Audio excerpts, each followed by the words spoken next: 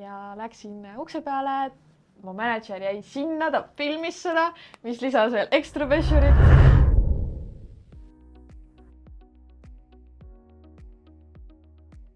Tere, minu nimi on Anette Liivas. Minu nimi on Otto Jürgens.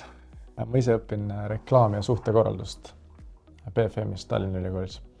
Ja ma ise tulevikus näen end edukana. Ma olen siis Tallinna Ülikooli audiovisuaalse meedia tudeng ja hetkel võiks näha ennast produtsendina tulevikus töötamas, kas siis filmidel, teles või näiteks muusikavideotes, aga mitte midagi ei ole kindlat, nii et vaatame, mis tulevik toob. Minu grupis oli siis 8 inimest. Me müüsime Nebraska osariigis. Mina müüsin Iowas 3 eri linnas. Ames, Carroll ja Spencer. Kuidas ma programmi kohta esimest korda teada sain, oligi see, et mul oli üks, ütleme siis peretuttav praegu, kes ise on selle programmiga olnud juba aastakümneid seotud ja ma nägin kogu seda nii-öelda elu, seda vabadust, mis nii-öelda pikaajalise panuse läbi kaasneb. Tundsin, et tahaks ka osa sellest, tahtsin teada, milliseid väärtuseid see kaasa toob ja mida peab selleks tegema. Ja üks minu varasematest tuttavatest gümnaasiumiajast oli selles programmis väga edukas, kes kaitseväes ei käinud. Mina olen kaitseväes, kui tema juba programmis osales ning tema edu inspireeris mind ennast ka osalema ja mul oli lihtne tema jälgides käia. Minu üks hea sõbranna tegi siis seda aasta enne mind ja kui ta sellest mulle rääkis, siis ma mõtlesin, et ma ei mõelnud kunagi, et ma võiks midagi sarnast teha, vaid ta lihtsalt rääkis oma kogemusest ja ma lihtsalt kuulasin. Ja siis mõne hetke pärast tema manager helistas mulle sügisel ja ma ei olnud nõus infotunnile minema, sest ma just kolisin Tallinna, kõik oli hästi uus, hästi palju juhtus ümber ja ma ei olnud kuidagi valmis juba suvele mõtlema. Ja siis ta jäi sinna paika ja kevadel helistati siis mulle uuesti, minu manager helistas ja ma läksin infotunni ainult selle eesmärgiga, et võib-olla tuleb kasuks minu kooliprojektides, et mingeid uusi ideid saada või tutvuseid ja siin ma olen. Ehk siis infotunnis, kui ta mulle seda tutvustas, siis ma ei tahtnud alguses seda endale tunnistada, aga ma sain vaikselt aru, et see võib-olla mulle päriselt hakkabki meeldima ja ma tahan teha seda.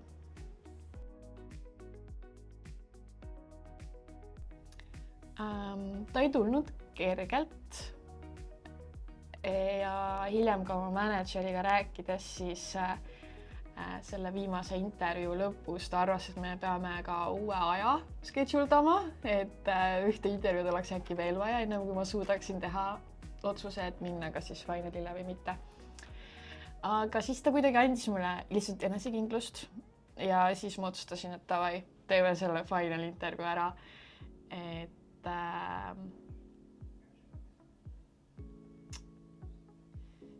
Ja ma mäletan seda hetke, kui ma olin finalil ära käinud ja siis mul oli see järgmine meeting siis oma enda manageriga. Ja kui ta küsis mult siis selle küsimus, et kas ma tahan programmiga liituda, siis mul läks ennem selline äkki minut vaikust, sest ma teadsin, et kui ma ütlen jah, siis see trall hakkab pihta ja ma võtsin seda väga tõsiselt. Ma tundsin, et ma müügivaldkonnas pole varasemalt tegutsenud, aga kõik, mis ma varasemas elus olen teinud, on natuke sellega sarnane olnud. Ja see võimalus oli just ennast proovile panna ja samamoodi nägin seal mingisuguseid väikseid aspekte, milles ma olen hea suhtluses ja inimestega, enesekindlus, aga samamoodi on palju asju, milles ma veel nii hea ei ole, tahtsingi neid arendada ja nägin seda ressursi võimalust ka.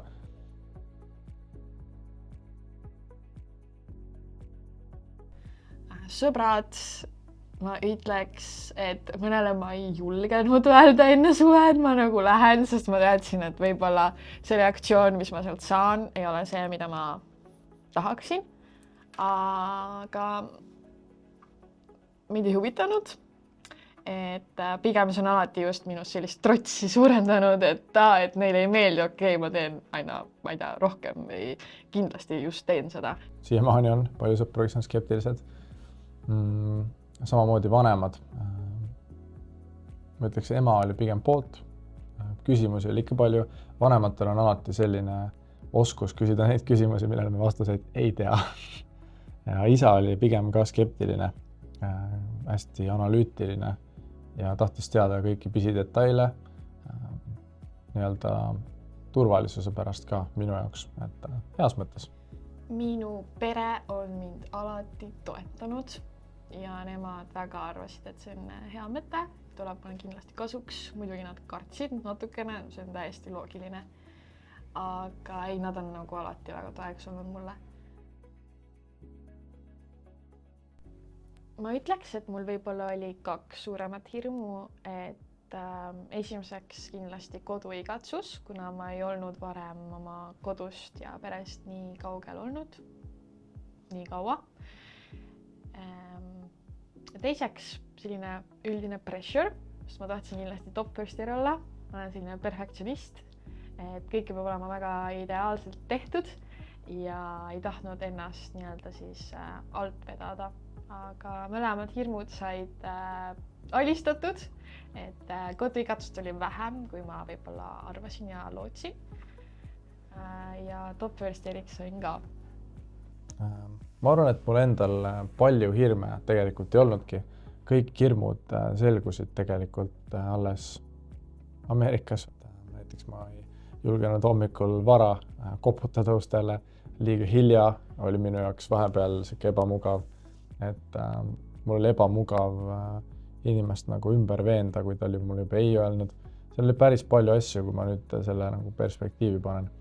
Aga kui mõelda enne programmi üldse alustamist, siis ma pean ütlema, et seal väga palju nagu hirme ei olnudki. Kui ainult see, et äkki vanemad panevad survet liiga palju tulemusele ja küsivad küsimusi liiga palju pühapäeval, et siis äkki see suhtumine läheb selle võrra alla, aga jällegi kõik on siuke ootuste seadmise küsimus nii sõpradele kui vanematele.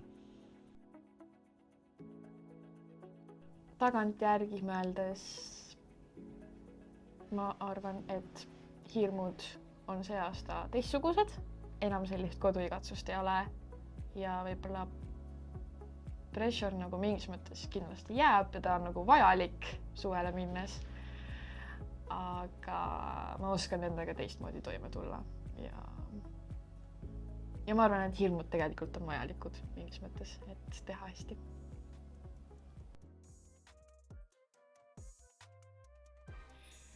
Minu esimene koputus. Ma mäletan seda, et me jõudsime oma turfi kuskil, ma ei tea, mingi kell 2 või 3, igatahes see ei olnud hommik. Ja siis see manager, kellega koos ma elasin, me sõitsime siis minu turfis ringi ja ta oli nagu, et okei, nüüd vali maja välja. Milline on su esimene maja? Siis ma olin mingi, oh my god, ma ei tea, vaata. Siis ta valis ise minu jaoks välja selle maja ja ta jäi sinna, ta filmis seda. Siuke pressure oli peal lihtsalt. Ja siis koputasin ära, tuli üksik mees ja nii ta läks, et siis ei olnud isegi prospekt. Ja see oli minu esimene uks, aga ma mäletan seda väga hästi, milline maja see oli ja kus ta täpselt asus. See oli siuke poolik päev, kus mina ja minu manager läksime koputama ja ma mäletan, see oli üks inimene, kes oli juba tänaval, eks ma koputama ei pidanudki. Sain kohe minna inimesega rääkima, see oli hea, aga tal ei olnud väga mulle midagi öelda, sellepärast ta oli non-prospekt. Ma sain temalt ainult küsida nii-öelda soovitusi, kuhu minna ja see sel hetkel kõik tundus väga siuke närve kõditav, väga hirmus ja ei olnud väga siuke mugav esimene koputus kindlasti. Kui paljudel on see, et esimene sit-down oli kohe, esimene koputus oli kohe see, et ta sai maha istuda või esimene koputus kohe inimene ostis mul kindlasti seda ei olnud.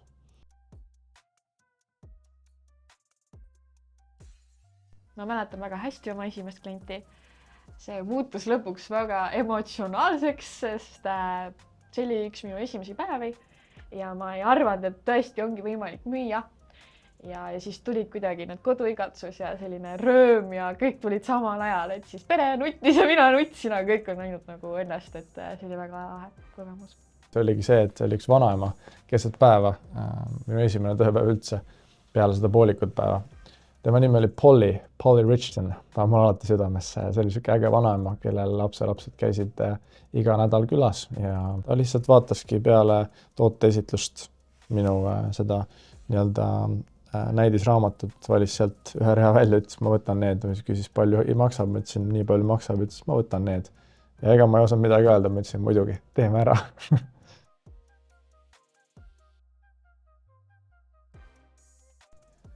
Mina jäin enda esimese suvega väga rahule. Nüüd lähen ka oma teisele. Võin öelda, et need inimesed, kellega ma suve veetsin, et 7 inimest. Parimad inimesed maailmas, ma väga püüan neist kinni hoida ka tulevikus, et ägedaid sõpru saab siit kindlasti. Ma sain top first eriks, ehk siis ma täitsin enda soovi ja enda eesmärgi ja ma jäin väga rahule. Alguses ei saa vedama, pärast ei saa pidama, on minu suve selline iseloomustav joon, ütleks. Ja mul oli väga lõbus suvi, kindlasti väljakutsete rohke suvi, mul oli palju asju, mis juhtusid. Ei olnud lihtne. Kindlasti oma eesmärke, mis ma seadsin enne suve, ei saavutanud, aga minu eesmärk ongi siin ettevõttes ainult üks inimene saavutanud enne mind. Aga ma jäin selles mõttes rahule, et ma andsin endast parima ja ma teadsin, et kahetsus kaalub rohkem kui distsipliin ja see tööeetika, mis ma sinna sisse panen, et siis ma andsin endast parima. Ja ma soovitaksin lihtsalt infotunnis ära käia, et enne seda on väga raske on just väga lihtne mingit eelarvamust enda jaoks tekitada. Et mina ka olen väga tänulik, et mind lõpuks infotundi saadi ja see muutis väga suurelt minu elu, et lihtsalt käige ära ja peale seda saate teha otsuse, et kas võiks teil olla või mitte, et siis vähemalt saate ka mingites gruppides kaasa rääkida. Tšau!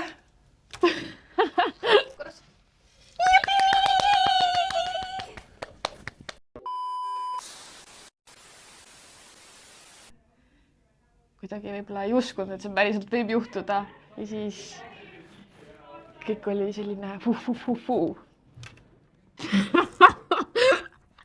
Ma ei taha teha seda.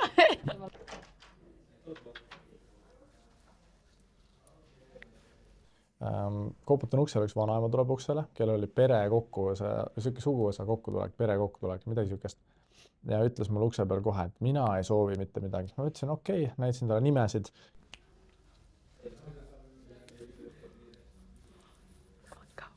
Ja ta ütles, et okei, mis sul on? Ütlesin, ma võin sulle näidata. Ja küsisin tuppa, võtsin raamatud, istusin maha ja see pere ostis kõik ära too päev. Ja seal oligi kogu pere koos, et mitu generatsiooni, nad said kõiki asju osta.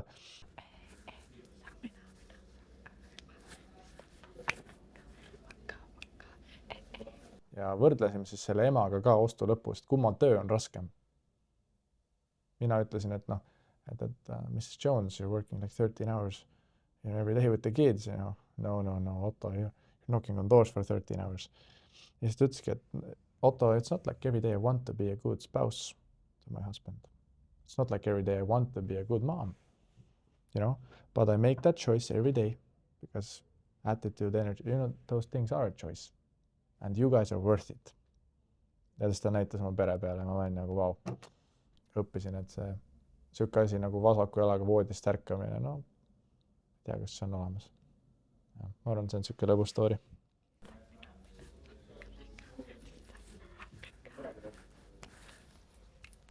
Esimesena.